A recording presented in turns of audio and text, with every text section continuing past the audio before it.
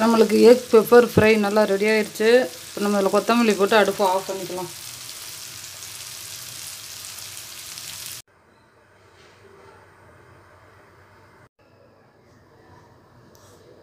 Hello friends, welcome to Muthuragu சமையல். இன்றைக்கி நம்ம வீடியோவில் வந்து எக் பெப்பர் ஃப்ரை தான் செய்ய போகிறோம். வாங்க எப்படி செய்யலான்னு பார்க்கலாம். அதுக்கு தேவையான இன்க்ரீடியன்ட்ஸ் என்னென்னு பார்க்கலாம். நான் 1 டீஸ்பூன் வந்து மிளகு சேர்த்துக்கிறேன். தனியா 1 டீஸ்பூன், சோம்பு 1 டீஸ்பூன், காஞ்ச மிளகாய் 3, பட்டை 1 துண்டு, கிராம்பு 4, ஏலக்காய் 2. இப்போ நல்லா வறுத்தாச்சு. இப்போ நம்ம அடுப்பை ஆஃப் பண்ணிடலாம். இதை ஆற வச்சு நம்ம அரைச்சிக்கிடலாம் மிக்ஸி ஜாரில். இப்போ நான் அதே கடாயில் கொஞ்சமாக எண்ணெய் விட்டுக்கிறேன். எண்ணெய் நல்லா சூடாகட்டும்.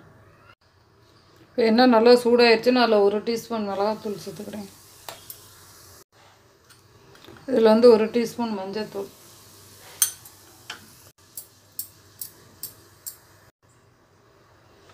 இதில் 3 எக்கு ஃபாயில் பண்ணி வச்சுருக்கேன். கட் பண்ணி இந்த மாதிரி நம்ம அதை இதில் போட்டுக்கலாம்.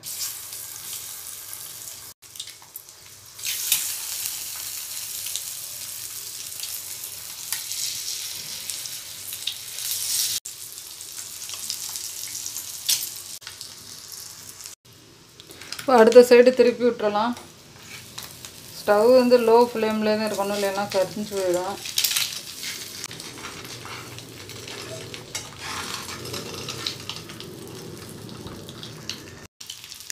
ரெடி ஆயிடுச்சு, எடுத்துடலாம்.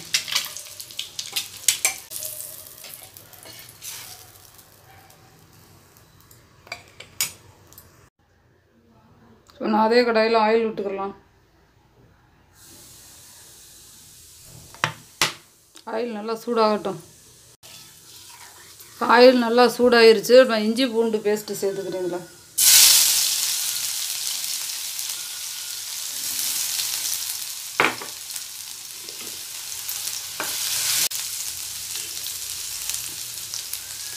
இதில் 1 பெரிய வெங்காயம் கட் பண்ணி வச்சுருக்கேன். கருவேப்பிலை 1 கொத்து எடுத்து வச்சுருக்கேன். அதை இதில் சேர்த்துக்கேன்.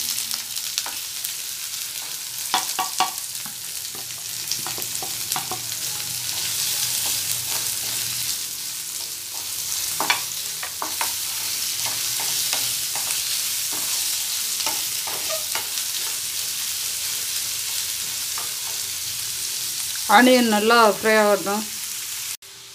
ஆனியன் ஃப்ரை ஆக கொஞ்சமாக உப்பு சேர்த்துக்கலாம்.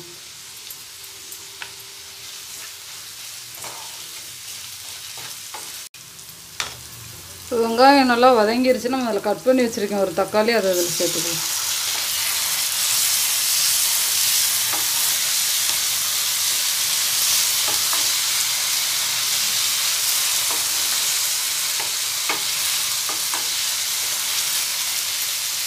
தக்காளி வெங்காயம் சேர்ந்து நல்லா குக் ஆகட்டும்.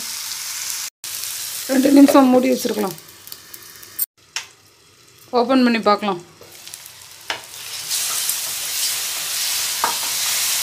வெங்காயம் தக்காளி நல்லா ஃப்ரை ஆகிடுச்சு.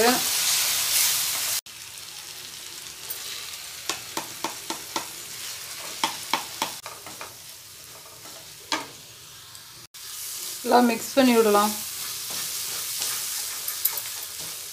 வச்சு 1 நிமிஷம் மூடி வச்சுருக்கோம். 1 நிமிடம் ஆயிடுச்சு. இப்போ நம்ம ஓப்பன் பண்ணலாம்.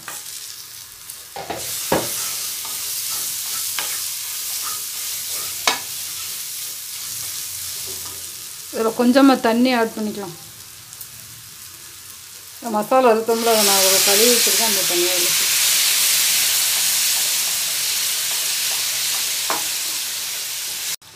நம்ம ஏற்கனவே வெங்காயம் வதங்கையில் உப்பு போட்டோம். இப்போ கொஞ்சம் உப்பு சேர்த்துக்கலாம். கொஞ்சம் டேஸ்ட்டு பார்த்து உப்பு கம்மியாக இருக்குது, அதனால் சேர்த்துக்கலாம். நல்லா மிக்ஸ் பண்ணி விட்டுறலாம். இப்போ 2 நிமிஷம் மூடி வச்சிடலாம்.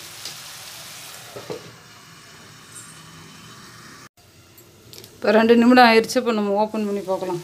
பாருங்க, எண்ணெயெல்லாம் நல்லா பிரிஞ்சு வந்திருக்கு. ஊற்றின தண்ணியெலாம் வற்றி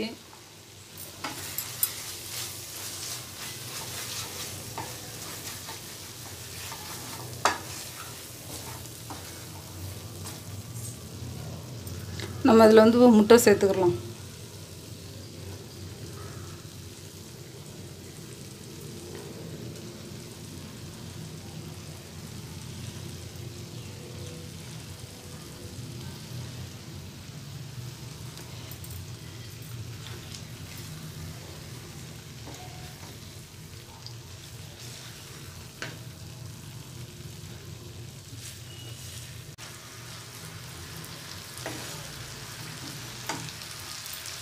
இப்போ எக் பெப்பர் ஃப்ரை நல்லா ரெடி ஆயிடுச்சு. நம்மளுக்கு எக் பெப்பர் ஃப்ரை நல்லா ரெடி ஆயிடுச்சு. இப்போ நம்ம இதில் கொத்தமல்லி போட்டு அடுப்பு ஆஃப் பண்ணிக்கலாம்.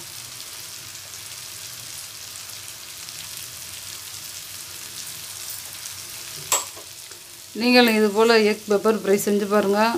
உங்களுக்கு வீடியோ பிடிச்சிருந்தால் லைக் பண்ணுங்கள், சப்ஸ்கிரைப் பண்ணுங்கள், மறந்துடாமல் பக்கத்தில் இருக்க பெல் பட்டனை கிளிக் பண்ணிடுங்க. தேங்க்ஸ் ஃபார் வாட்சிங்.